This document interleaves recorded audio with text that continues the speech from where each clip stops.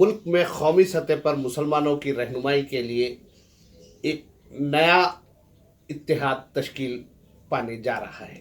مسلمانوں کی قومی سطح پر رہنمائی کے لیے all India Muslim personal law board موجود ہے، لیکن all India Muslim personal law board نے اب تک خود کو شریعت اور دین میں ہونے والی مداخلت کے معاملوں تک محدود رکھا تھا۔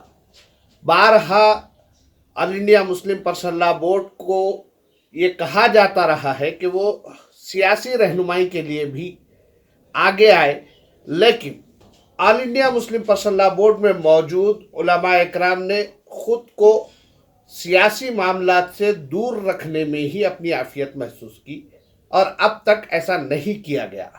مگر اب جو صورتحال پیدا ہو رہی ہے، ملک کے جو حالات بنتے جا رہے ہیں، ان حالات میں پرسنل لاء بورڈ میں موجود کئی اہم شخصیتوں نے اس ضرورت کو محسوس کرنا شروع کر دیا ہے کہ قومی سطح پر مسلمانوں کی سیاسی رہنمائی ضروری ہے، اور اس سیاسی رہنمائی کے مقصد کے تحت ملک کے دارالحکومت دہلی میں ایک اجلاس منعقد ہوا، اور اس اجلاس میں کئی اہم علماء نے شرکت کی، جن میں مولانا خلیل الرحمن سجاد نعمانی، مولانا ولی رحمانی، ان کے علاوہ کئی دانشوروں کے نام شامل ہیں جو کہ اس اجلاس میں موجود رہے۔ اجلاس میں اس بات پر غور کیا گیا کہ کس طرح سے ہندوستان کے مسلمانوں کی سیاسی رہنمائی کی جائے، اور کس طرح سے سیکولر پولیٹیکل پارٹیز کو مسلمانوں کے مسائل کی جانب راغب کروایا جائے، اور کس طرح سے ان کے الیکشن مینیفیسٹو میں مسلم ایشوز کو شامل کروایا جائے۔ سال 2014 کے بعد جب ہندوستان میں بھارتیہ جنتا پارٹی اقتدار میں آئی، جو صورتحال پیدا ہوئی سب جانتے ہیں، کس طرح سے مخصوص طبقات کو نشانہ بنایا جا رہا ہے۔ اس صورتحال کو محسوس کرتے ہوئے مولانا خلیل الرحمن سجاد نعمانی نقشبندی نے بار بار اس بات کی نشاندہی کی تھی کہ مسلمانوں کو نہ صرف مظلوم طبقات کے ساتھ بلکہ ہر اس جدوجہد کا حصہ ہونا چاہیے جو کہ ظالم کے خلاف کی جا رہی ہو۔ جامعہ ملیہ میں مولانا خلیل الرحمن سجاد نعمانی نے جامعہ ملیہ کے اسٹوڈنٹس کے ساتھ کھڑے ہو کر یہ پیغام دیا تھا کہ وہ ان کے ساتھ کھڑے ہیں جو مظلوم ہیں، اور ان کے خلاف کھڑے ہیں جو ظالم ہیں۔ پچھلے دنوں دہلی میں ہوئے اس اجلاس میں چندر شیکھر آزاد بھیم آرمی کے ساتھ ان کے شانہ بشانہ چلنے والے معروف ایڈوکیٹ محمود پراچا نے اس اجلاس کو طلب کیا تھا۔ بھیم آرمی چیف چندر شیکھر آزاد ایک پسماندہ طبقات، مظلوم طبقات کا چہرہ بن کر ابھرے ہیں، لیکن ان کے ساتھ ساتھ محمود پراچا بھی جڑے ہوئے ہیں۔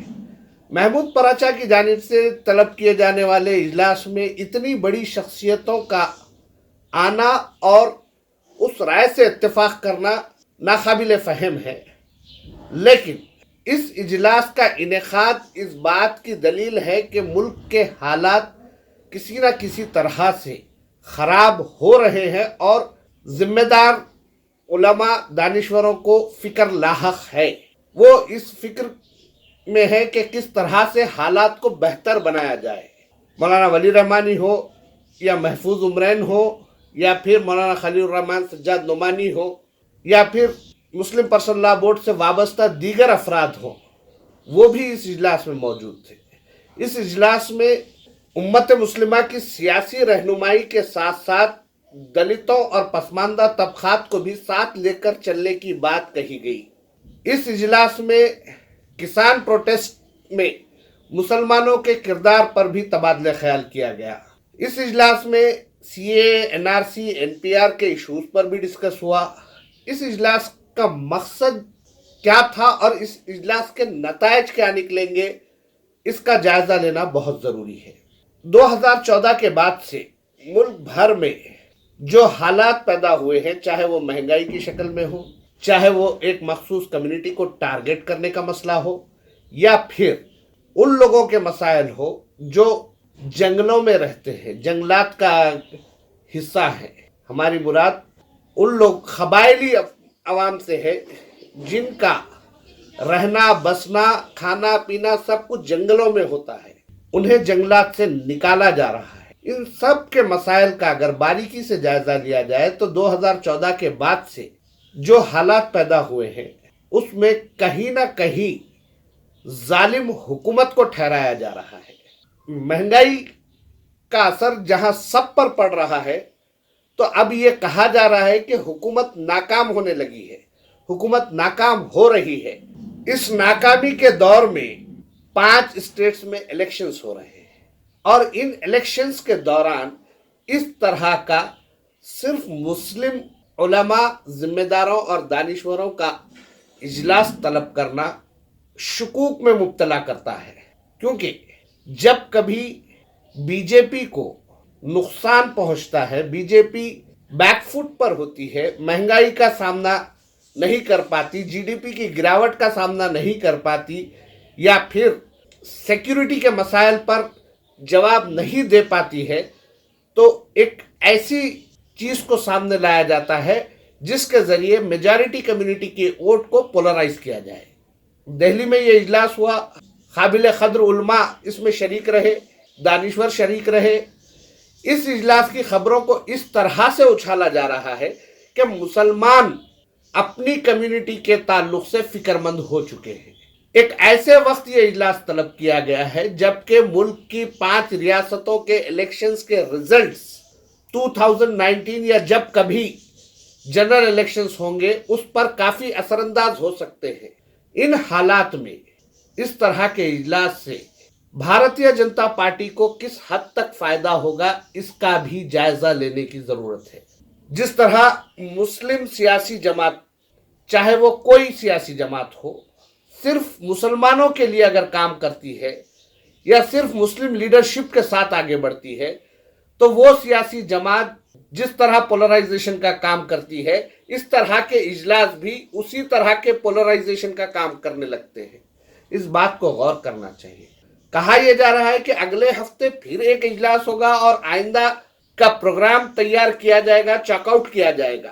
प्रोग्राम चॉकआउट करने से पहले इजलास में शरीक होने वाले जिम्मेदारों को चाहिए कि वो 5 रियासतों में होने जा रहे इलेक्शंस के बारे में गौर करें, इसके नतायज क्या होंगे। आज भारतीय जनता पार्टी हुकूमत बैकफुट पर है, पेट्रोल की कीमतें बढ़ रही है, डीजल की कीमतें बढ़ रही है। पेट्रोल और डीजल की कीमतों का असर हर जरूरी चीज पर, हर एसेंशियल कमोडिटी पर होने लगा है। लोग बीजेपी से नाराज हो रहे हैं। ऐसे में सिर्फ मुसलमानों का इजलास मुल्क में मेजॉरिटी कम्युनिटी के वोट को एक मर्तबा फिर पोलराइज कर सकता है। इसीलिए दोबारा इजलास तलब करने से पहले इस बात का जायजा लेना चाहिए कि ये इजलास लीक करने वाले कौन हैं। नेशनल टीवी चैनल के स्टूडियोज में बैठकर खुद पर काबू न रख पाने वाले लोग इस इजलास को इस्लामी जिरगा कह रहे हैं, ऐसे नाम दे रहे हैं जिससे ये महसूस हो रहा है कि ये खालिस मुसलमानों का मसला लेकर बैठे हैं, जबकि हकीकत में ऐसा नहीं है। उन लोगों से इजलास को महफूज किया जाए जो लोग इस इजलास के जरिए बीजेपी के आलेकार बन सकते हैं। इस्लामी जिरगे का नाम देते हुए तस्वीर सोशल मीडिया पर डाली जा रही है। ये कहा जा रहा है कि मुसलमानों का तारीखी जिरगा मुनाकिद हुआ, तारीखी इजलास मुनाकिद हुआ, और इजलास में क्या किया गया उसकी रिपोर्टिंग अखबारात में आती है। ये लोग दरअसल बीजेपी के ऐसे एजेंट हैं जो हमारे दरमियान रहते हुए हमारे मकासिद को, जिम्मेदार उलमा के मकासिद को, उनकी फिक्र को नुकसान पहुंचा रहे हैं।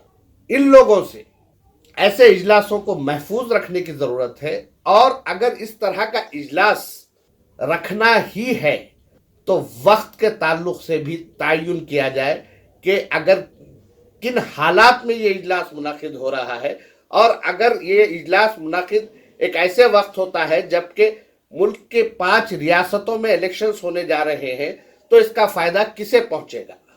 इन हालात को देखते हुए, इस सूरत हाल को देखते हुए इजलास के तलब करने वालों को चाहिए कि वो आइंदा इजलास में ان 5 ریاستوں کے تعلق سے بھی اپنا موقف واضح کرے اور ملک بھر کے مسلمانوں اور SC ST BC قبائلی عوام کو بتائیں کہ اس اجلاس کا مقصد کیا ہے اور یہ اجلاس یہ لوگ کیا چاہتے ہیں۔ ایسا نہیں ہونا چاہیے کہ صرف یہ BJP کے خلاف محاذ تیار ہو رہا ہے۔ اس طرح کا کوئی پیغام اس طرح کے اجلاسوں سے نہیں جانا چاہیے، بلکہ ان اجلاسوں کو اپنے مسائل کے حل کے لیے سیاسی طور پر کس حد تک خود کو مستحکم کیا جا سکتا ہے، اس فکر کو ان اجلاسوں کا حصہ بنانا چاہیے۔ ہندوستان میں دوسری بڑی اکثریت مسلمان ہے، اس بات سے کوئی انکار نہیں کر سکتا۔ تمام سیاسی جماعتوں کو مسلم ووٹ کی اہمیت کا اندازہ ہے اور تمام سیاسی جماعتیں ہی مسلم ووٹ کی تقسیم کے ذریعے فائدہ اٹھانے کی کوشش کر رہی ہیں۔ اس طرح کے اجلاسوں میں مسلم ووٹ بینک کی سیاست کرنے والوں کے خلاف اور مسلمانوں کے خلاف سیاست کرنے والوں کے خلاف، دونوں ہی کے خلاف اہم فیصلے لیے جانے پر ہی اس طرح کے اجلاس کامیاب ہو سکتے ہیں۔